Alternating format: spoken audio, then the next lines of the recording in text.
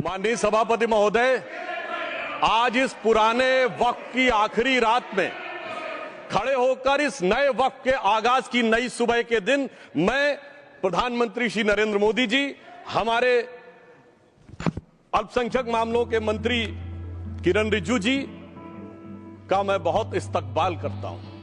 जब वक्त के ऊपर हम बात कर रहे हैं, वक्त की रुखसती का वक्त आ गया है और नई वक्त की नई सुबह होने का वक्त आ गया है। अगर हमें इस पे बात करनी है तो मुझे चार दृष्टि से बात करनी पड़ेगी। एक, इस बिल के तकनीकी प्रावधान जिस पे बहुत सारे लोग बहुत कुछ बोल चुके हैं। दूसरा है वक्त की अवधारणा, तीसरी है वक्त की राजनीति और चौथा है वक्त की राजनीति के नाम पर होने वाली वह सांप्रदायिक बनाम सेकुलर की राजनीति। सबसे पहले हमारे नेता सदन माननीय नड्डा जी ने बताया कि किस विस्तार के साथ इस वक्त कमेटी ने काम किया, किस शिद्दत के साथ हमारी सरकार ने काम किया। और चाहे वक्त कमेटी के जेपीसी के चेयरमैन हमारे उस सदन के सदस्य जगदम्बिका पाल जी रहे हो, हमारे मंत्री जी रहे हो, सबने जिस शिद्दत से काम किया है तो उनके लिए मैं माननीय प्रधानमंत्री जी अपनी सरकार की तरफ से कहना चाहता हूं कि उन्होंने एक इबादत के भाव से काम किया है।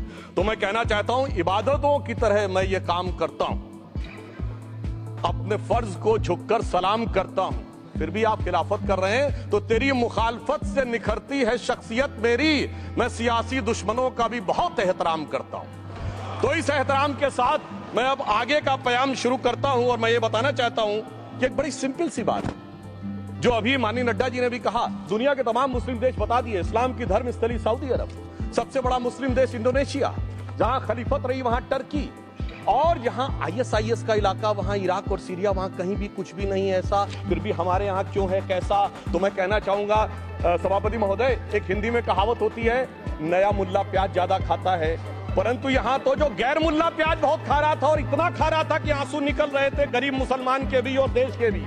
इसलिए मैं कहना चाहता हूं सभापति महोदय, अगर छोड़ दीजिए भारत की बात करिए तो क्या ऐसी कोई शक्ति सिखों के पास है, ईसाइयों के पास है, यहूदियों के पास है, पारसियों के पास है?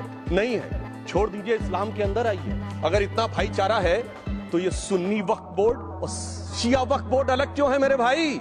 जमीन पे एक दूसरे पे एतबार नहीं है, सिर्फ सियासत के लिए साथ में आने की बात है। ये भी जरा सोचने की बात है। और जो अकलियतों में भी अकलियत है, आगा खानी है, बाकी है, जो बोहरा है, उनकी तो कोई गिनती नहीं है।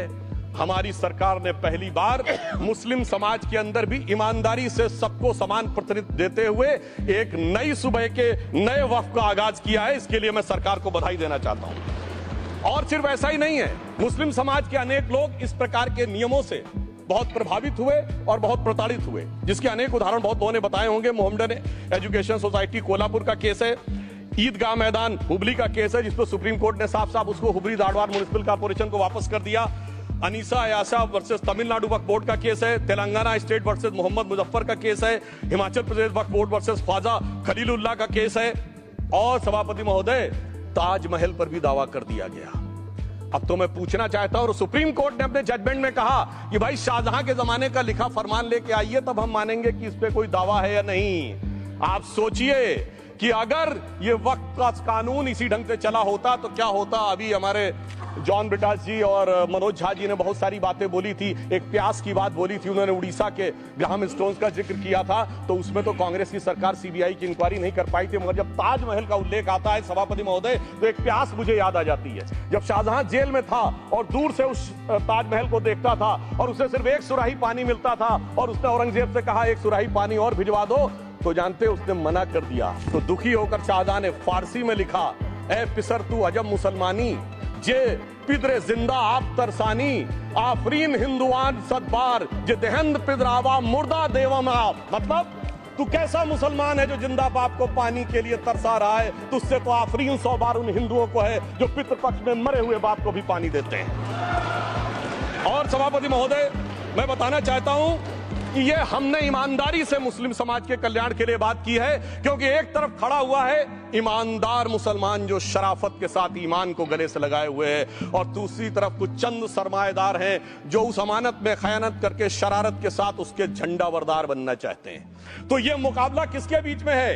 ये शराफत अली और शरारत खान के बीच में मुकाबला है। हमारी सरकार शराफत अली के साथ खड़ी है, हमारी गरीब मुस्लिम के साथ खड़ी है।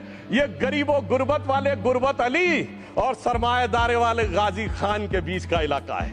मगर मैं कहना चाहता हूं महोदय, एक बात मैं बहुत स्पष्ट रूप से कहना चाहूंगा, इन जरूरतमंद मुसलमानों की लड़ाई के लिए मैं कह सकता हूं कि ये गरीब मुसलमानों के दिल की कसक और कट्टरपंथी वोट के ठेकेदारों के मन की ठसक के बीच में हमारी सरकार ने उस कसक का साथ दिया है, जिसके लिए मैं मानता हूं गरीब और पसमानदा मुसलमान निश्चित रूप से उनका आभारी होगा। हाँ, मगर जब इसकी बात आती तो भी माननीय खड़गे जी भी बोल रहे थे, माननीय संजय सिंह जी भी बोल रहे थे, मनोज झा जी भी बोल रहे थे कि साहब आपके यहाँ वो कितने पुजारी हैं और कितने किस वर्ग के पुजारी हैं। तो मैं उनको बताना चाहता हूं केवल अकेले जूना अखाड़े ने पिछले साल 71 SC ST लोगों को महामंडलेश्वर बनाया है। अरे आपको हमारे सदन में बैठे हुए बाल योगी उमेश नाथ जी नहीं दिखते? वैसे तो कहा जाता है जात ना पूछो साधु की, मगर मैं बताना चाहता हूं विश्व हिंदू परिषद के 50,000 से अधिक पुजारी ट्राइबल्स में जो शेड्यूल कास्ट है जो काम कर रहे हैं। मगर मैं हद अदब से पूछना चाहता हूं, बताइए मुल्ला मौलवी मुफ्ती मुकर्रम पारी हाफिज में से कितने पसमंदा हैं? उसमें कितने जुलाहा अंसारी घोसी बताइए मिरासी कितने हैं? बाकी छोड़िए, पसंदला बोर्ड में है क्या? अरे वक्फ बोर्ड में है क्या? इसीलिए मैं कहता हूं खुद मियां फजीहत दूसरों को नसीहत। अगर ईमानदारी से बात करनी है तो उस पे आगे। मगर मैं एक बात और कहना चाहूंगा कि हमारी जो सरकार ने नाम दिया है, इसको उम्मीद नाम दिया है, और ये उम्मीद है किसके लिए? उस ईमानदार मुसलमान के लिए और देश के हर खास व आम के लिए ये उम्मीद है। मगर सभापति महोदय, कुछ लोग वो हैं जो उम्मा का ख्वाब पाले हुए थे। उम्मा शायद हमारे बहुत से लोग समझते हो ना समझते हो, पूरी एक एंटायर जो इस्लामिक खलीफत और राज होता है उसको उम्मा कहते हैं। उम्मीद वालों को तो उम्मीद की नई रोशनी दिख रही है, उम्मा वालों की उम्मीद पे पानी फिर रहा है। तो ये उम्मीद और उम्मा के बीच का भी मामला है। परंतु मैं ये भी कहना चाहूंगा सभापति महोदय, इसके बाद सिर्फ ऐसा ही नहीं था, प्रॉपर्टीज के ऊपर तमाम सरकारी प्रॉपर्टीज पे जिसमें बहुत डिटेल में हमारे साथी लोग गए, मैंने डिटेल में नहीं जाना चाहता। भोपाल का विषय है, हैदराबाद का विषय है, मुंबई का है, लखनऊ का है, पटना का है, बहुत प्रकार से है। माननीय लालू प्रसाद यादव जी का विषय जब बताया गया था तो बहुत ज्यादा हमारे मनोज झा जी बोल रहे थे, तो अब मैं उसके डिटेल में नहीं जाना चाहता हूं। सबने वो वीडियो देखा है। बस एक लाइन में उनके लिए कहना चाहूंगा, वो कुछ भी बोल रहे हैं, जिसे कहते हैं बिगड़ी बात बने नहीं, लाख करो किनकोए, रहीमन बिगड़े दूध को मथे न माखन होए। अब जो बोलना था वो बोल चुके, सबके सामने वो आ चुका। अब एक बात और है, दूसरे धर्म स्थलों के बारे में विषय आता है, तो मैं याद दिलाना चाहता हूं केरला के कैथोलिक चर्च ने 31 मार्च 2025 को जो लिखा, सिर्फ उसकी लास्ट की 2 लाइन बोलना चाहता हूं। We request the central government to get the amendment bill passed as early as possible so that the tears of thousands of suffering people in the place like Munambam can be wiped out only by a legal amendment that can provide a permanent solution to their suffering. We urge all the MPs from opposition party to support the bill so that the historic legislation can become unanimous. मगर सभापति महोदय, ये अल्पसंख्यकों की बात करने वाले जब अल्पसंख्यक की बात आती तराजू पे तौलते हैं, किसका वेट ज्यादा है, किसकी धमक ज्यादा है, किसकी खनक ज्यादा है, फिर तय करते हैं कि माइनॉरिटी के साथ आना है, किस माइनॉरिटी के साथ नहीं आना है। और मैं एक और बात कहना चाहता हूं, तमिलनाडु के तिरुचेरी मंदिर की बात आई, यमुनानगर में गुरुद्वारे की बात आई, केरल में क्रिश्चियन कम्युनिटी की जमीन की बात आई।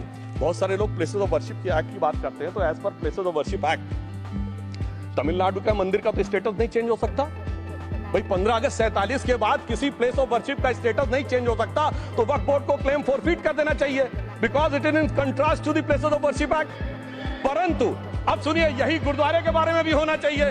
मगर सभापति महोदय, चाहे वक्फ बोर्ड का एक्ट हो, चाहे प्लेसेस ऑफ वर्शिप एक्ट हो, एक ही को फायदा होना है, जिसे कहावत पे कहते हैं खरबूजा छुरी पर गिरे या छुरी खरबूजे पे गिरे, आखिर में कटना भगवे रंग के खरबूजे को ही होता है। अब मैं यह भी बताना चाहता हूं कि इन संपत्तियों के द्वारा जो कुछ हुआ, उन्होंने इतनी चीजों को लिया है, इतनी चीजों को लिया है। एक पुराना उर्दू का शेर है कि मिटे नामियों के निशान कैसे कैसे, और ये जमीन खा गई आसमां कैसे कैसे।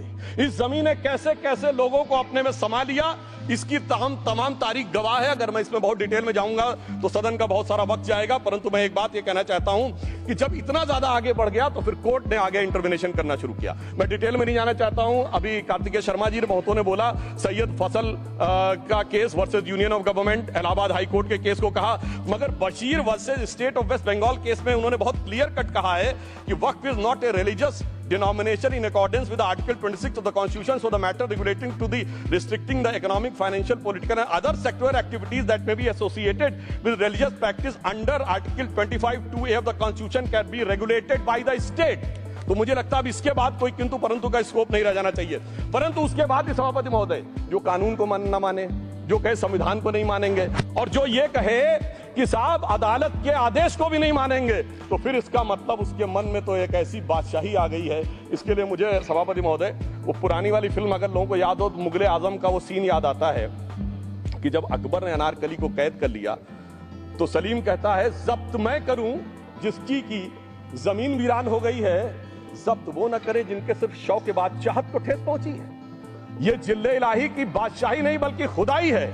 मैं कहना चाहता हूं जो संविधान को न माने, कानून का न माने, इसका मतलब वो अपनी खुदाई में जी रहा है। तो ये वो लोग हैं। और वैसे मैं सभापति महोदय खुदाई से आजकल बहुत से लोगों को डर लगता है, क्योंकि जहां जहां खुदा है वहां वहां भगवान है। जहां जहां खुदा है वहां वहां भगवान है। बाकी आप सब बहुत बुद्धिमान हैं। अब मैं ये भी बात कहना चाहता हूं, और वैसे आखिर में उस अनारकली को कैद से छुड़ाने के लिए सलीम का एक हिंदू साथी दुर्जन सिंह भी आया था। मैं कह सकता हूं कि वक्फ की इस मुकद्दस जमीन को अगर कैद करके रखा है तो उन चंद लोगों ने जिनके दिमाग आज भी उन चीजों में भरे हुए हैं कि कोई समझता हम तो किसी जमाने में हुक्मराने वक्त थे, कोई कहता हुजूर नवाब थे, कोई कहता बादशाह आलमगीर थे, कोई कहता है बादशाह गाजी जिंदा पीर थे।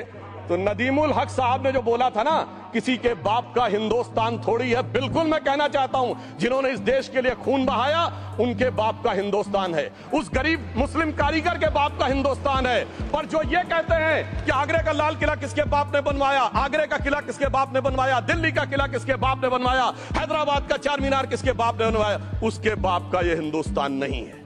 और उसके बाद भी जो आप करना चाहते हैं, अगर इस रास्ते में आप कांटे बिछाना चाहते हैं तो उनके लिए एक लाइन कहना चाहता हूं सभापति महोदय, तेरी तमन्ना है पर हम खार न बोने देंगे। खार कांटों को कहते हैं। तेरी तमन्ना है पर हम खार न बोने देंगे, तुझे हम राह की दीवार न होने देंगे।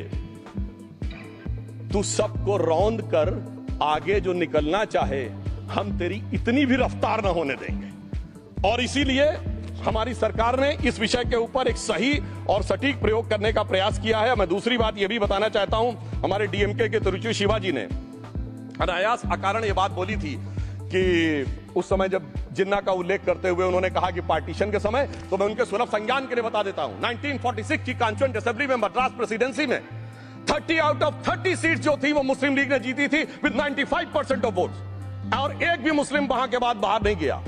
इसलिए मैं ईमानदारी से कहना चाहता हूं फैक्ट को समझिए।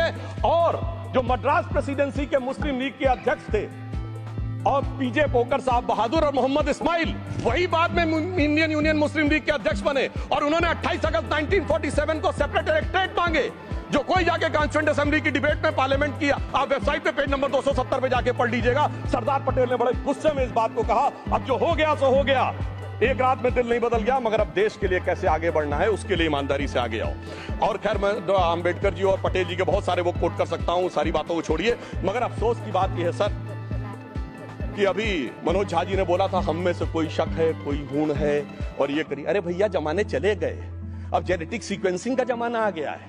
और जेनेटिक सीक्वेंसिंग ने क्या प्रूव किया है, दुनिया के सबसे बड़े मुस्लिम देश इंडोनेशिया के राष्ट्रपति आए थे और राष्ट्रपति भवन में उन्होंने डिनर के दौरान कहा कि few weeks back I got my genetic sequencing done and I was told that I'm an Indian Gideon। अरे साहब कहां गुलामी की मानसिकता में पड़े हुए हैं सभापति महोदय।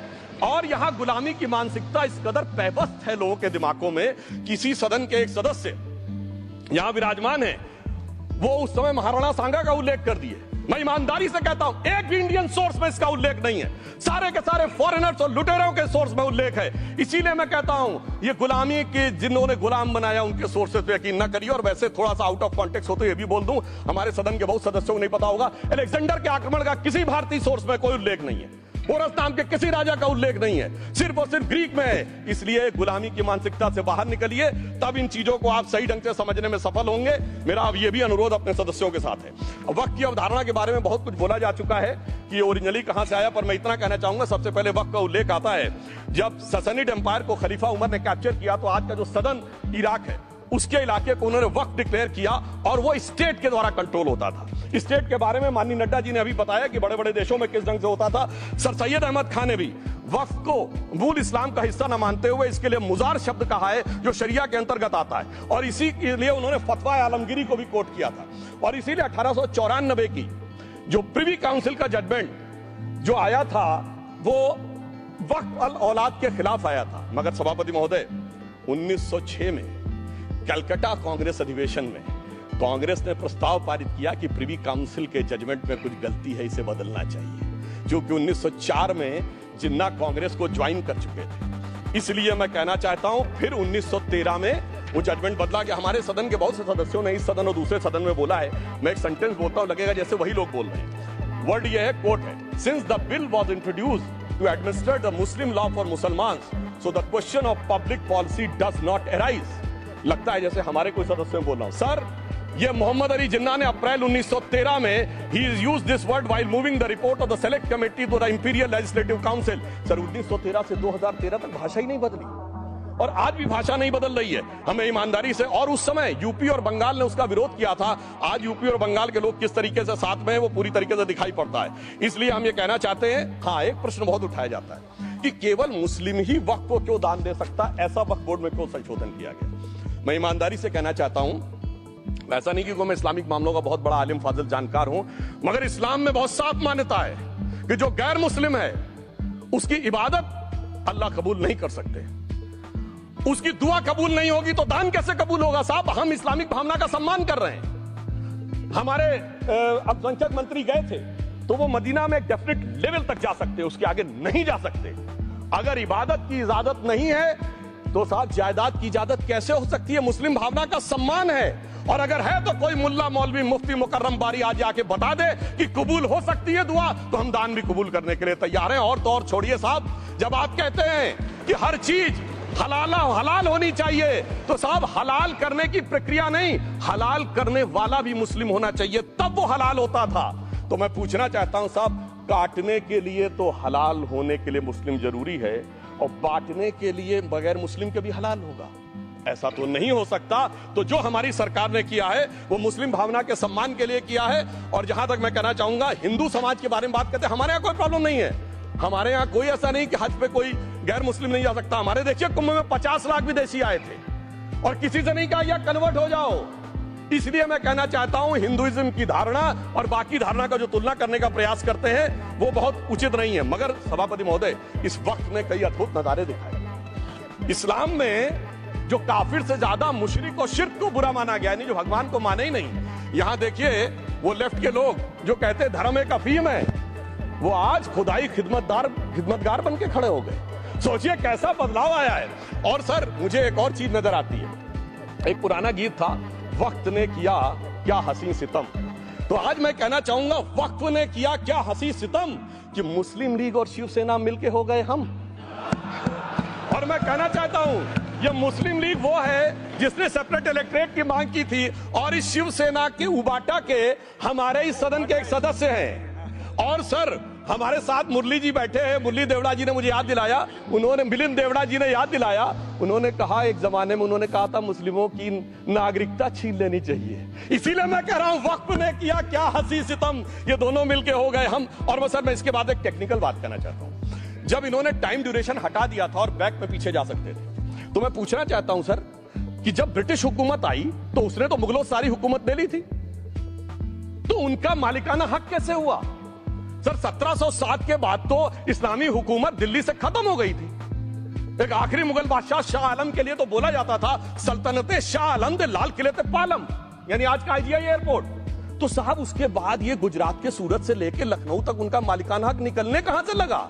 अरे भाई, जब दिल्ली को कैप्चर किया था अंग्रेजों ने तो सारी जमीन अंग्रेजों की थी। तो जब मैं अपने कांग्रेस के मित्रों से पूछना चाहता हूं, ये जब गवर्नमेंट ऑफ इंडिया एक्ट में पावर डीड ट्रांसफर की थी तो पढ़े नहीं थे क्या, या खोखले कागज पर साइन कर लिए थे, या कागज सही था, आप खोखला करने की बात है।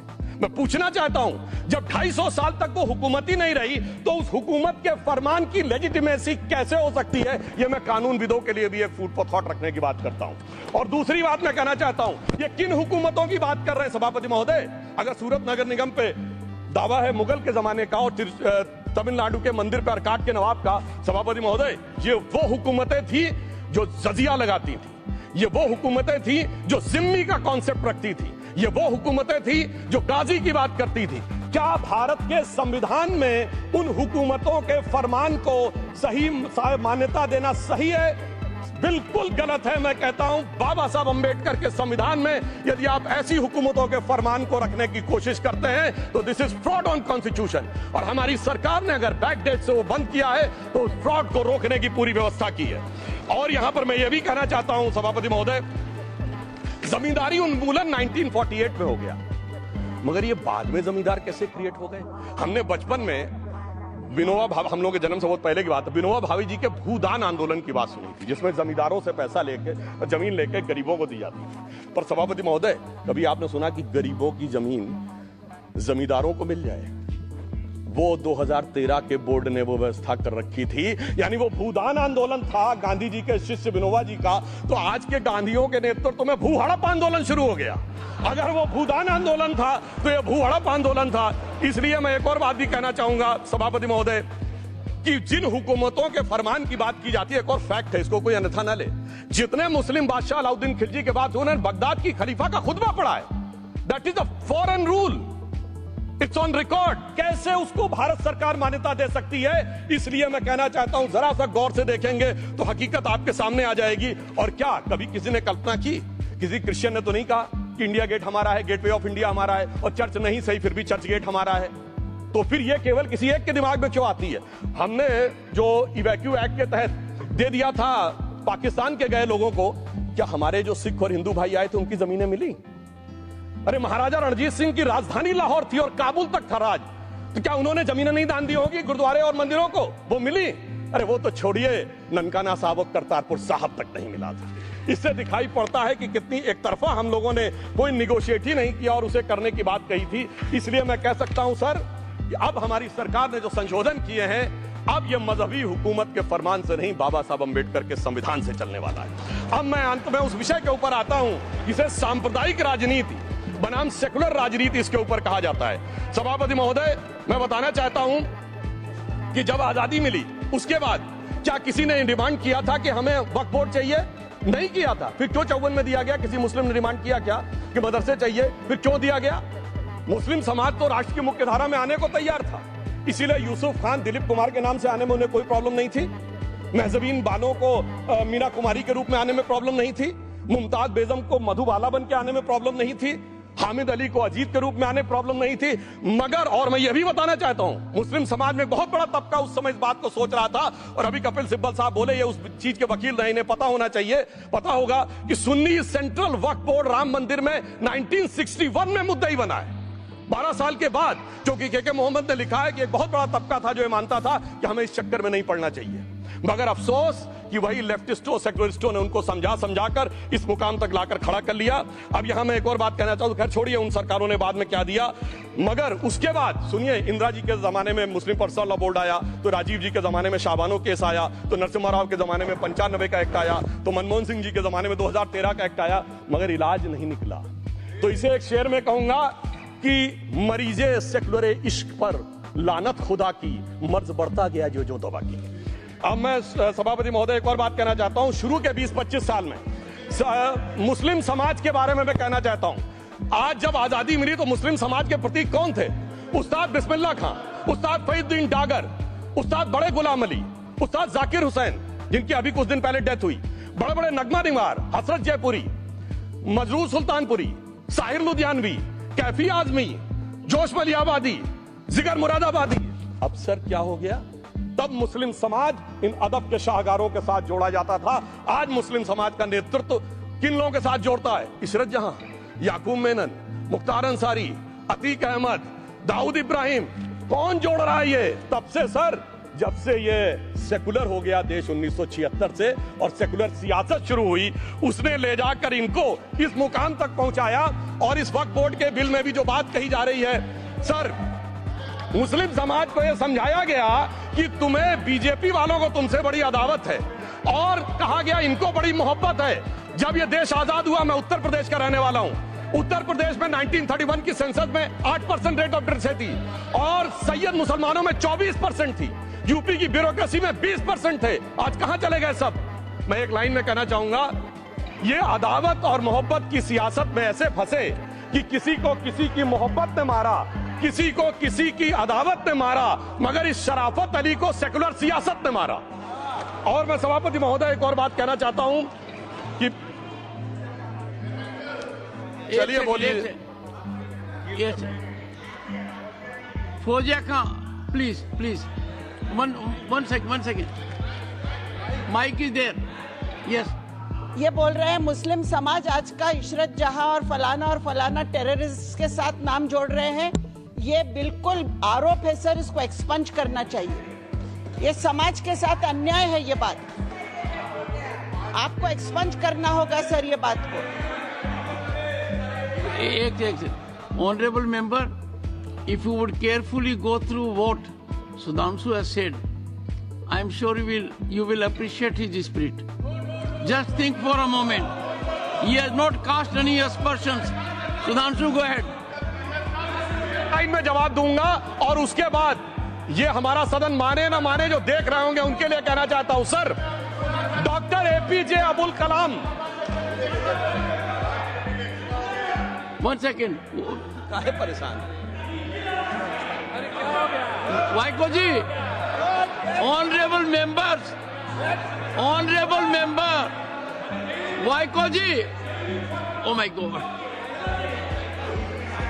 वाइको जी, चलिए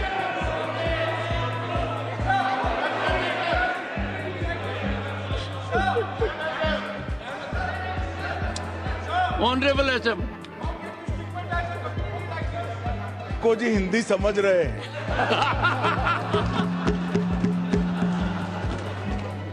One second. Fauziya Khan. One second. First, I think. One second. Sir क्या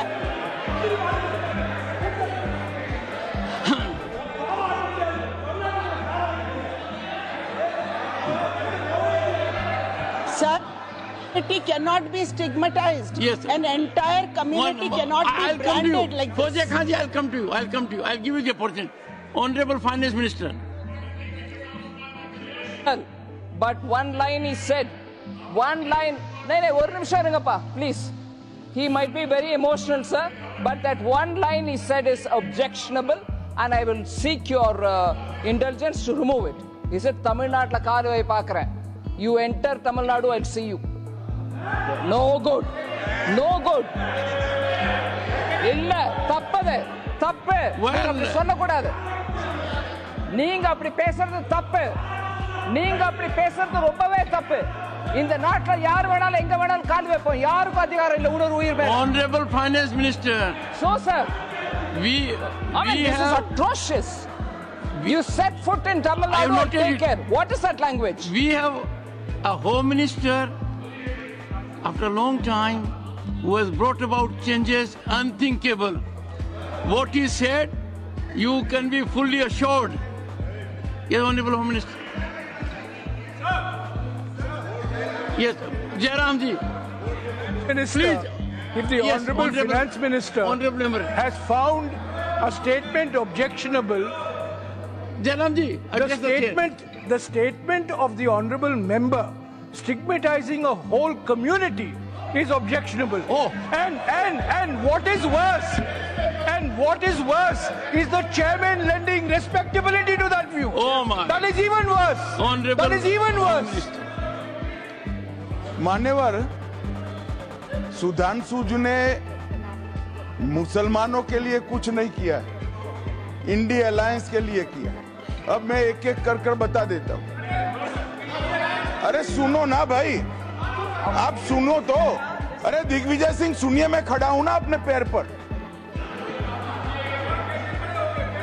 मान्यवर, सुधांशु जी ने कहा इशरत जहान, यही एनसीपी पार्टी ने इशरत जहान के घर पर जाकर रुपयों का इनाम भी दिया था और उसको शहीद बताया था। दूसरा कहा अतीक अहमद किस पार्टी से थे? इंडिया अलायंस की। दूसरा कहा अंसारी किस पार्टी से? कांग्रेस और इंडिया अलायंस के। ये सारे नाम आपके साथ जुड़े हैं भाई। उल्टा उन्होंने तो मुसलमान कम्युनिटी से तो ढेर सारे शायरों का नाम दिया जिन्होंने साहित्य की सेवा की और ढेर सारे साहित्य की रचना की। Sudhanshu, please. He is not yielding now. Sudhanshu. सबसे पहले मैं तमिलनाडु का जवाब देना चाहता हूं। Yes. सभापति महोदय, तमिलनाडु से ही डॉक्टर एपीजे अबुल कलाम थे और मैं सारे सदन से कहना चाहूंगा डॉक्टर कलाम का नमाज जनाजा और याकूब मेनन का नमाज जनाजा एक ही दिन हुआ।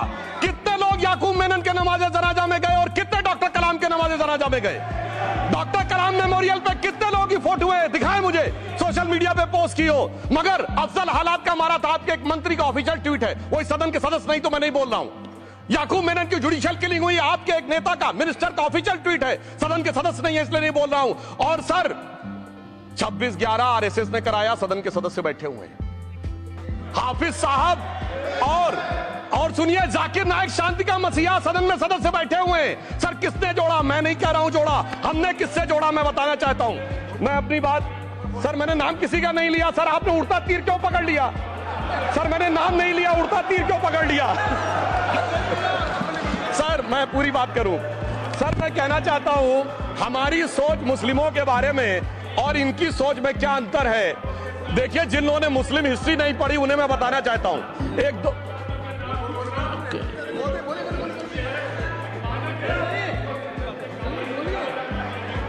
सभापति महोदय, मैं थोड़ा उन लोगों को इस्लामिक हिस्ट्री के बारे में बताना चाहता हूं। Honorable Digvijay Singh, please. No, I'll give a chance. I'll give. माननीय सदस्य, Honorable Digvijay Singh जी.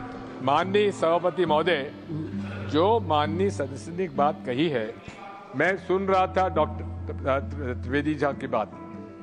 उन्होंने कहा था ऐसे ऐसे ऐसे मुसलमान हम लोगों के साथ हैं और वैसे वैसे मुसलमान इन लोगों के साथ हैं। बात यह है कि आपने जिस तरह से इस पूरी बात कही है ये घोर आपत्तिजनक है, अपमानित करती है और जो माननीय सदस्य ने भी मेरे बारे में भी कहा है मैं उनकी निंदा करता हूं। Honorable Home Minister. Honorable Home Minister. Honorable Home Minister. एक second Okay. One second. Your mic will be on. जी महोदय, मुझे ये सब कहने की जरूरत नहीं है, लेकिन जो गुजरात में दंगे और फसाद हुए कौन कौन उसके लिए जिम्मेदार थे बताइए। Honorable Home Minister.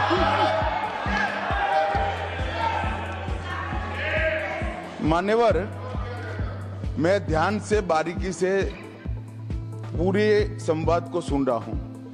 माननीय सदस्य सुधांशु जी ने दिग्विजय सिंह का नाम नहीं दिया।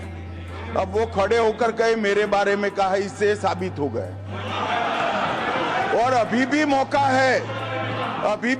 है, आपने नहीं कहा है कि 26/11 के हमले में आरएसएस का हाथ था, तो अभी खड़े होकर माइक चालू कराकर बुलवा दीजिए। मैंने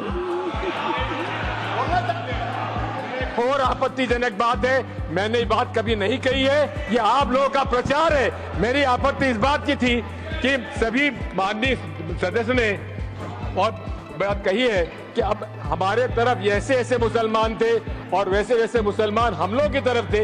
ये पूरे समाज के साथ, पूरे अल्पसंख्यक समाज के साथ अपमानजनक बात है।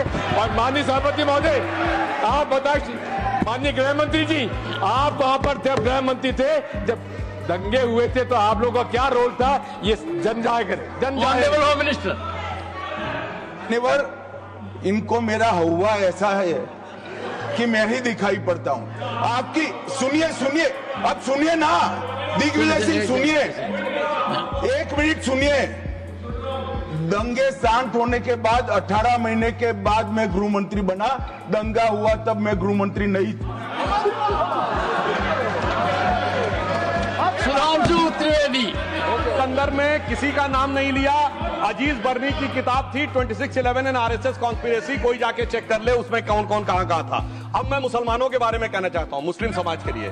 बहुत से लोग ऐसे हैं जिनको मुस्लिम समाज की हिस्ट्री नहीं पता है। मैं बताना चाहता हूं, भारत से जब न्यूमेरिक सिस्टम सबसे पहले गया तो अल जहर थे सबसे पहले, जिन्होंने जाके 1793 में जो सूर्य सिद्धांत था उसका अरबी में ट्रांसलेशन हुआ सिंध हिंद।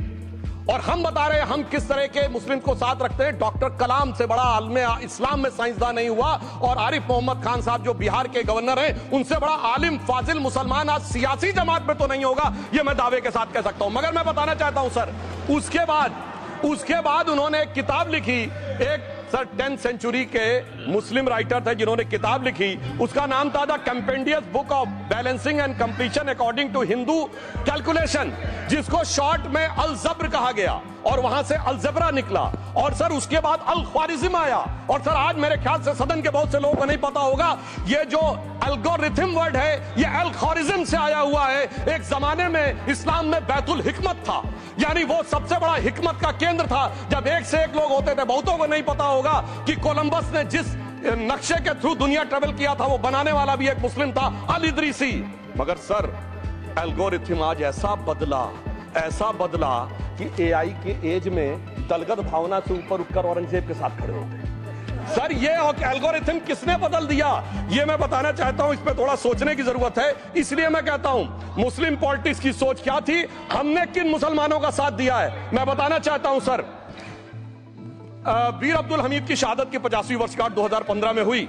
प्रधानमंत्री मोदी जी ने उनके पूरे परिवार को और उनकी पत्नी को बुला के सम्मानित किया, और इन लोगों ने उस यासीन मलिक को, जिसके ऊपर 3 एयरफोर्स के ऑफिसर्स को हत्या करने का आरोप था, वो प्रधानमंत्री आवास में। सर साफ दिखाई पड़ता है कौन किसके साथ खड़ा हुआ है, कौन किस तरह के मुसलमान के साथ खड़ा हुआ है। और सर मैं ये भी कहना चाहता हूं सर, ये सर अपने टर्न पे बोलिए सर, पिछले 30-35 सालों से हुआ खड़ा किया जा रहा है। 1990 में जब राम मंदिर आंदोलन हुआ, कहा गया बीजेपी आएगी उत्तर प्रदेश में खा जाएगी। सर बीजेपी आने के बाद उत्तर प्रदेश में जानते क्या हुआ सर, 22 साल से शिया सुन्नी के बीच में जो दंगे चलते थे और मदे साबा का जुलूस नहीं निकलता था, शिया समुदाय का मदे साबा का जुलूस लखनऊ में हमारी सरकार में निकलना शुरू हुआ। और उसके बाद कहा गया केंद्र में भाजपा आएगी तो खा जाएगी। सर अटल जी की सरकार आई, इतनी शानदार स्थिति रही। उसके बाद कहा गया गुजरात में आएगी तो भाजपा खा जाएगी। सर गुजरात का मुसलमान आज सबसे समृद्ध मुसलमान है, सबसे ज्यादा जकात वहां से आता है। उसके बाद कहा गया मोदी जी की सरकार आएगी तो क्या होगा। सर मोदी जी की सरकार आने के बाद हमारे साथियों ने बताया है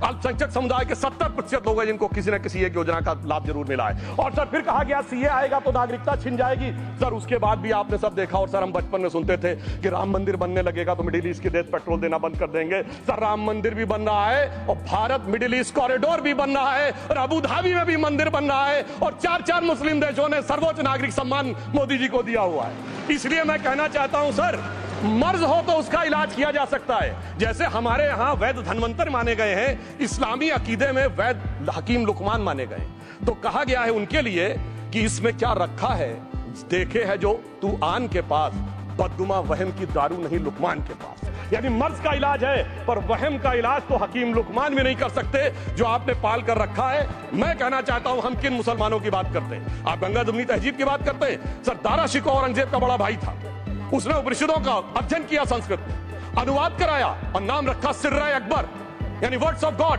मैंने किसी को दारा शिकोह की जयंती मनाते हुए नहीं देखा। मैं पूछना चाहता हूं बेगम बीबी ताज, उनके घर पे जाते किसी ने सुना?